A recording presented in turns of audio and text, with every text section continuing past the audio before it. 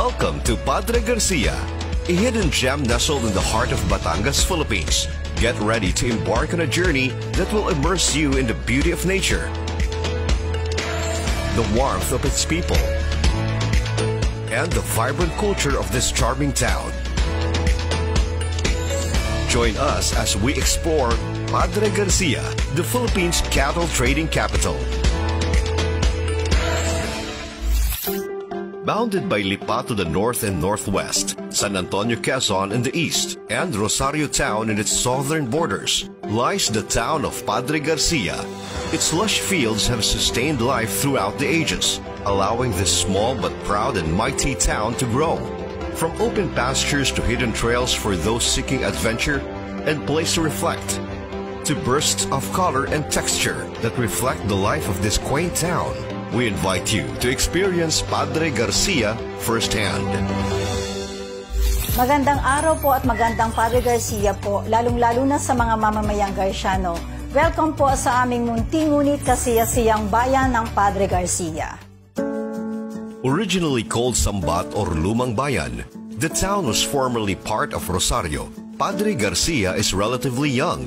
In 1949, through Executive Order 279 by President Elpidio Quirino, Padre Garcia came to be. The town derives its name from one of its sons, Padre Vicente Garcia, a dear friend and staunch defender of the country's national hero, Dr. Jose Rizal, and Noli Me Tangere as part of the fight for independence from Spain. Ang bayan po ng Padre Garcia ay tinaguri ang cattle trading capital of the Philippines. Kami po ay mayroong 18 barangay at ang population po namin ay nasa 52,000. Ang aming land area, kami po ay nasa 4,151 hectares dito sa aming bayan. Pero patuloy po ang pag-unlad ng bayan ng Padre Garcia at nakikita naman po natin gaano kabilis nag-transform ang bayan ng Padre Garcia. With its storied history, the town is rich in culture and tradition. From the vibrant fiestas that showcase the town's heritage to dances celebrating the faith and lively rodeos not too often seen around the country. It is these that make up Padre Garcia's cultural tapestry. Padre Garcia's historical landmarks tell stories of the town's past, while charming cafes that serve up authentic flavors allow you to indulge in your heart's content.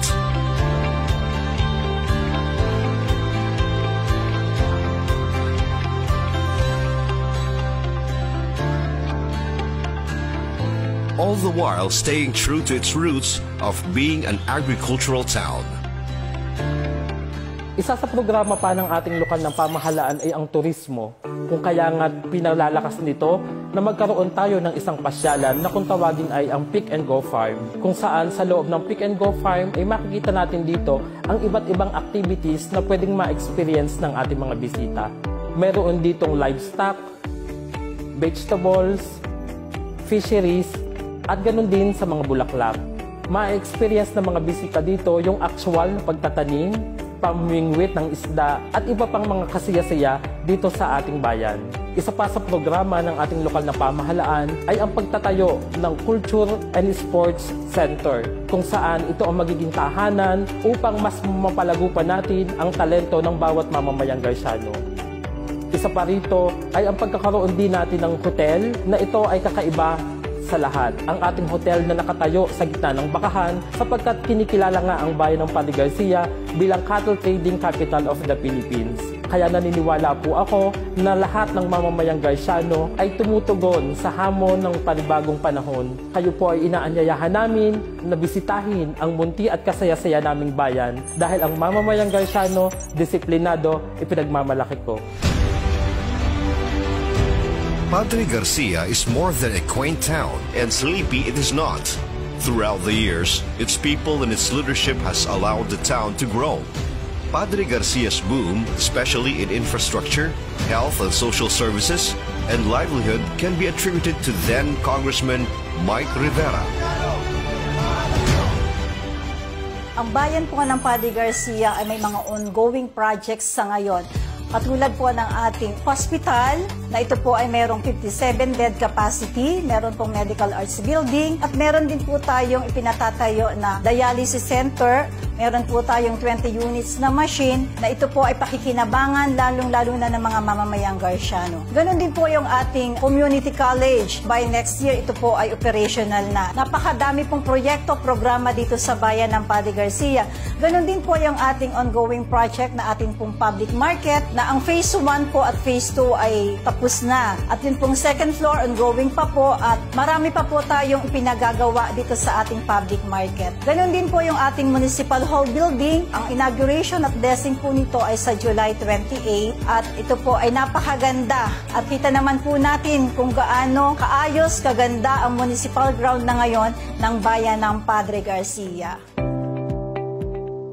Infrastructure, especially when done right, brings an inclusive growth and reduces poverty as it supports the various services for the municipality to do its job right and well.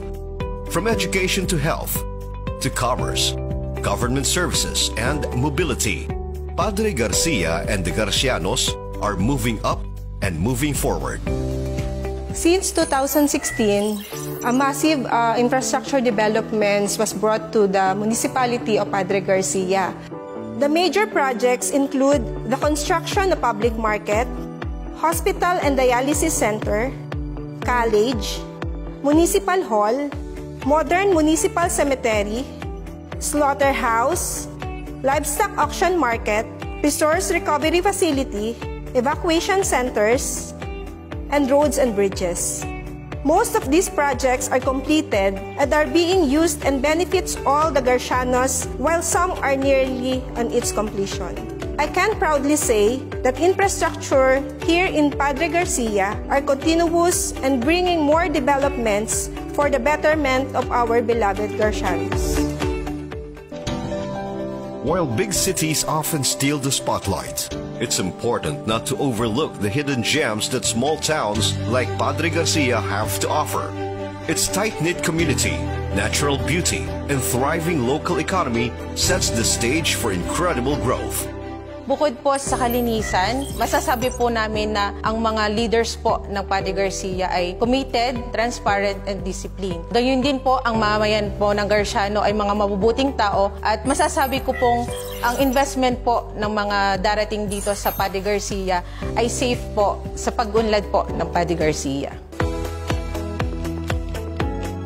The people, of course, are the backbone of every community. Through vital services like healthcare and social services, each and every citizen is taken cared for and is given the tools, the knowledge, and the opportunity to become the best version of themselves, and in turn, help build the community. Our services available is from womb to tomb, especially children, women, youth, LGBT, persons with disabilities, solo parents. Ours is mapagkalingang Garciano at damang-dama po yan ng mga Garciano. Ang isa pong sa mga success stories ay makikita po sa livelihood programs or ang SELSA at yun po ay may mga bigasan po na ibinibigay sa mga grupo na kung saan ay napapalugod po nila itong proyektong ito. At ang lahat po ng mga bata ay tinuturuan sa ating sinasabing Child Development Centers upang maging socially oriented and at the same time po, maging prepared po sila sa formal education. Maganda pong maging matagumpay ang mga nasabing programa dahil po dito ay ang tanggapan ang nagiging reflect na maganda po ang serbisyo ng ating punong bayan. Sa pangunguna po ni Mayora Celsa Rivera, nagkaroon muna po tayo ng community hospital which will cater our fellow Garcianos. First of all, it will provide accessibility po sa healthcare and affordability po. Mas marami pong Garciano matutulungan at mas marami po tayo mai-provide na serbisyo in terms ng pagkalusugan po ng ating mga pasyente at saka po fellow Garcianos. Pagdating naman po sa pagbubukas ng dialysis center, makikater po nito ang iba't ibang klase ng pasyente na meron pong chronic kidney disease. Mas affordable po ito at mas accessible din po sa mga pasyente po natin na may CKD. Kami po ay pinagkalooban ng mahal naming Mayora Celsa Rivera ng bigasan. Sa ngayon po, ang amin pong bigasan ay naging maayos naman po ang samahan.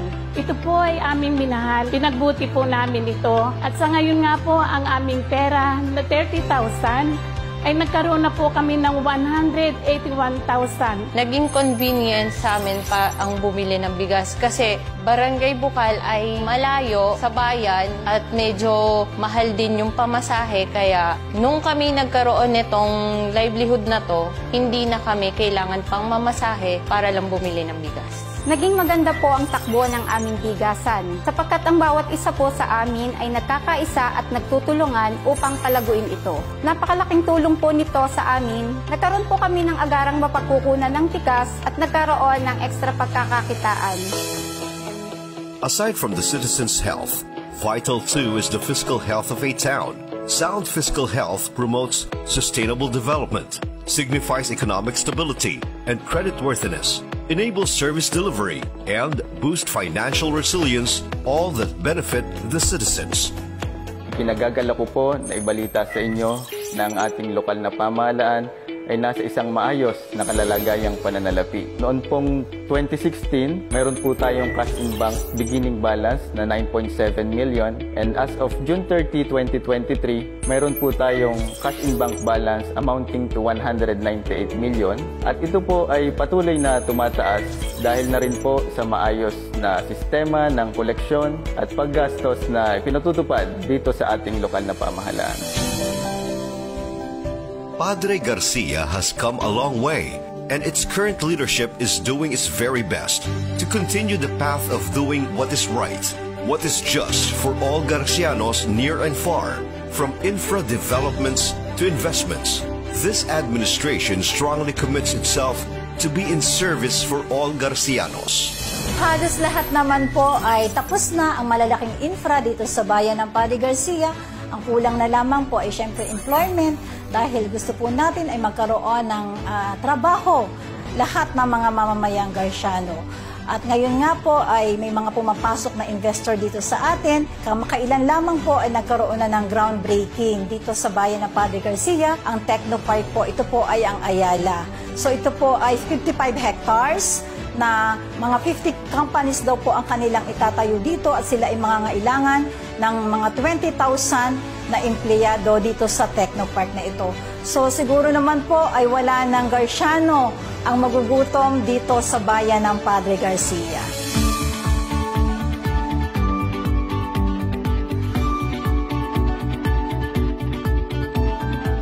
Kami po sa aming sektor ay lubos na nagpapasalamat sa ating mahal na Mayora, Celsa B. Rivera, sa lahat po ng kanyang tulong na ipaibaba upang matugunan po ang mga pangangailangan ng ating person with disability members. Gayon din kay Vice Nico at sa lahat ng bumubuo ng Sangguniang Bayan. Kami po ay nagpapasalamat din sa lahat ng programa na ibinababa nila sa MSWDO upang maitaas ang antas ng kanilang pamumuhay. Gayon din po ang upang mabuo ang tiwala ng bawat miyembro sa kanilang sarili. Sa tulong ay binibigay sa sektor ng person with disability tulad po ng medical assistance at financial assistance na nagsilbing panimulang tulong sa aming mga miyembro. Sa ngalan po ng person with disability, ako po ay taus-pusong nagpapasalamat. Ang mga programa katulad ng HIV testing, livelihood program, team building, palarong pampalakasan ay ilan lamang sa mga programa ng LGBT. Malaki ang pasasalamat namin kay Mayora Celsa Brother Rivera at sa lokal na pamahalaan dahil napakalaki na itutulong nila sa aming samahan. Asahan po ninyo ang samahan po ng LGBT Padre Garcia ay laging nakasuporta sa kahit anong programa ng ating bayan. Una po ay nagpapasalamat ako sa ating Mayor, Mayor Celsa B. Rivera, sa ating Vice Mayor, Nico Angelo B. Rivera, at sa ating mga Sangguniang Bayan. Ang mapabilang po sa ganitong programa ay malaking tulong para sa amin sa pangdagdag sa aming mga gastusin. Kami po ay umaasa na sana po ay magpatuloy ang ganitong programa upang marami pa pong matulungan na aking mga kapwa Garciano. Lahat naman po siguro na nawawala ng mahal sa buhay. Ang hinahanap, agad-agad ang tulong, yung casket na yan.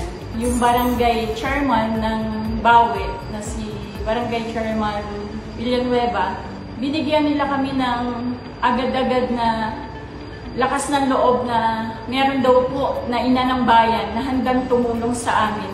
Sinamahan po ako sa ating munisipyo at pumunta po kami sa ating Mayora. Sabi nga po ni Mayora, ni Ma'am Rivera, Ineng, tutulungan ka namin. Huwag kang mag-alala. Nung nagsalita po talaga siya noon, halos parang nabuhayan ako ng loob na may makakatulong ako. Napakabait po ng ating Mayora. Bali po dahil bang mahal ko sa buhay ang namatay, wala naman po akong kakayanan na may palibing ng maayos ang aking pamilya. Kaya po, ako po'y tumawag sa aming kapitan at sa awa naman po ng tulong ng kapitan ay tumawag po siya sa aming mayor. Sa madalit salita po, hindi po nagdalawang isip ang aming mayor na magbigay agad ng kaba. Para kay Vice Mayor Vico at sa Alay Lakad, ako at ang aking pamilya ay lubos na nagpapasalamat sa pagkakataon at tulong na inyong patuloy na ipinagkakaloob. Bilang isang kabataan mula sa bayan ng Padre Garcia, ako po ay lubos na nagpapasalamat sa inisyatibo at pagpapahalaga ninyo sa edukasyon ng bawat kabataang Garciano. Lubos ng aking pasasalamat kay Vice Mayor Nico Rivera sapagkat parang pinasuot niya ako ng isang magaan na sapatos sa bawat step na tinataha ko habang nag-aaral ako para maging isang successful at maging isang professional ako. Professional na pinatapos na taga Padre Garcia. Wala naman po akong ibang mahihiling kundi sana mas magpatuloy at mas magpatuloy pa ang mga programang katulad nito. Napakarami pong aabangan ang mga taga rito sa bayan ng Padre Garcia. Talagang nakikita po natin kung gaano kabilis nag-transform ang ating munting bayan. Simula po 2016, ito po ay nagsimula kay Kong Mike. At ito po ay pinagpatuloy ng inyong lingkod, Mayor Celsa Braga Rivera, kasama po ang ating Vice Mayor Mico Angelo Rivera, at ang buong sangguniang bayan ng Padre Garcia. Maraming salamat po sa lahat ng patuloy na sumusuporta at tumatangkilik sa lokal na pamahalaan ng Padre Garcia. Basta't sama-sama, tulong-tulong, sigurado magiging maunlad ang ating minamahal na bayan ng Padre Garcia. Padre Garcia's growth doesn't stop here. In fact, this is just the beginning of more good things to come for all Garcianos. Thus, we invite everyone to come to Padre Garcia, experience its beauty and bounty, invest in its people, because there will be more to come and more to offer from Lahing Garciano. Disiplinado, mabuting tao.